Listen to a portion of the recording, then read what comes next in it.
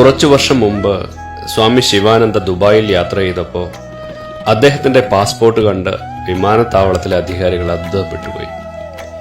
അദ്ദേഹത്തിന്റെ ജനിച്ച വർഷം 1896 ആയിരുന്നു. ഈ വയസ്സിലും ഇത്ര ആരോഗ്യമുള്ള ഒരാളെ കണ്ടപ്പോൾ അവർ അത്ഭുതപ്പെട്ടുപോയി. 129 വർഷം പൂർണ്ണ ആരോഗ്യവാനായി ജീവിച്ച സ്വാമി ശിവാനന്ദ ഇന്നലെ സമാധിയായി. 2022 അദ്ദേഹത്തെ പത്മശ്രീ പുരസ്കാരം നൽകി ഭാരതം ആദരിച്ചിരുന്നു. ഇന്നലെ രാത്രി 8 മണിക്ക് BHU ഹോസ്പിറ്റലിൽ വെച്ചായിരുന്നു അന്ത്യം. ദുബായിലെ അദ്ദേഹത്തിന്റെ യാത്ര സോഷ്യൽ മീഡിയയിലുമൊക്കെ വാർത്തയാവുകയും ചെയ്തിരുന്നു. അന്ന് ഈ കഴിഞ്ഞ പ്രയാഗ്രാജ് കുംഭമേളയിലും അദ്ദേഹം സ്നാനം ചെയ്തിരുന്നു. രാവിലെ 3 മണിക്ക് എഴുന്നേൽക്കും, യോഗ ചെയ്യും, പകുതി വേവിച്ച അല്പം പച്ചക്കറികൾ മാത്രം കഴിക്കും. പാൽ, മധുരം, പഴവർഗ്ഗങ്ങൾ തുടങ്ങിയ ഒന്നും അദ്ദേഹം കഴിച്ചിരുന്നില്ല. പഴവർഗ്ഗങ്ങൾ ദരിദ്രന്റെ ഭക്ഷണം അല്ല എന്നായിരുന്നു അദ്ദേഹം പറയാറ്. വർഷങ്ങളായി അദ്ദേഹത്തിന് രോഗങ്ങളില്ല, ഒരു മരുന്നും ഇതുവരെ കഴിച്ചിട്ടുമില്ല. അദ്ദേഹം അനാഥനായിരുന്നു. എന്നാൽ ലോകം മുഴുവൻ അദ്ദേഹത്തിന്റെ ആശയങ്ങളെ, ജീവിത രീതികളെ പിന്തുടരുന്ന നൂറുകണക്കിന് ആളുകളുണ്ട്. 129 വയസ്സിൽ സമാധിയായ പൂജ്യസ്വാമി ശിവാനന്ദയ്ക്ക് കോടി കോടി പ്രണാമം. അദ്ദേഹത്തിന്റെ ഭൗതികദേഹം നാളെ വാരണാസിയിലെ ഹരിശ്ചന്ദ്ര ഘാട്ടിൽ ദഹിപ്പിക്കും. അദ്ദേഹത്തിന് പത്മശ്രീ സമ്മാനിച്ചപ്പോൾ ഞാൻ ചെയ്ത ആ വീഡിയോ ഒന്നുകൂടി ഷെയർ ചെയ്യട്ടെ.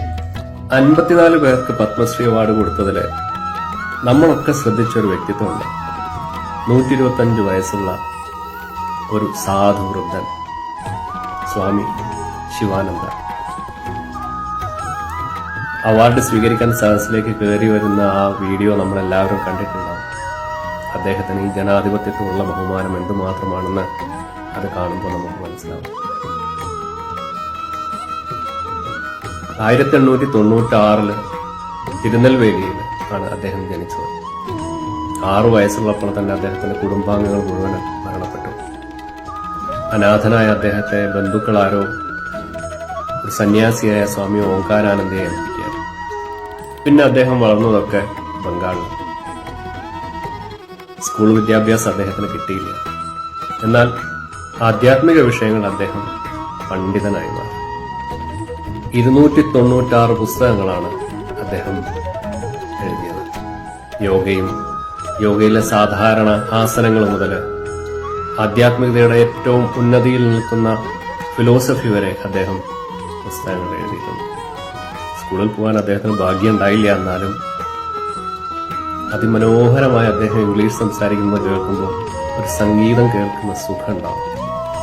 34 രാഷ്ട്രങ്ങളിൽ അദ്ദേഹം പ്രഭാഷണങ്ങൾ നടത്തിയിട്ടുണ്ട്. കഴിഞ്ഞ 50 വർഷമായി പുരിയില് കുഷ്ഠരോഗികളെ സേവിച്ചുകൊണ്ട് കഴിയുകയാണ് അദ്ദേഹം. എന്താണ് ജീവിതത്തിന്റെ രഹസ്യമെന്ന് ഒരു TV അവതാരകൻ അദ്ദേഹത്തോട് ചോദിച്ചപ്പോൾ പുഞ്ചിരിച്ചുകൊണ്ട് പറയുന്ന ഒരു മറുപടി ഉണ്ട്. No desire, no disease, no depression. Sivananda Baba not only the oldest man but happiest man living in the world. ആഗ്രഹങ്ങളില്ല, രോഗങ്ങളില്ല, വിഷാദങ്ങളില്ല.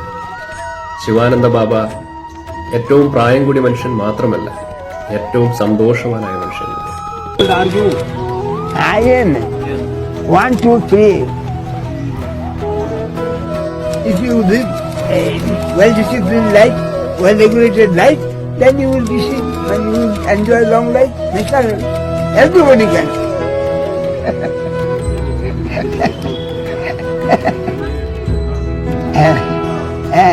No desire now, no desire, no disease, no depression.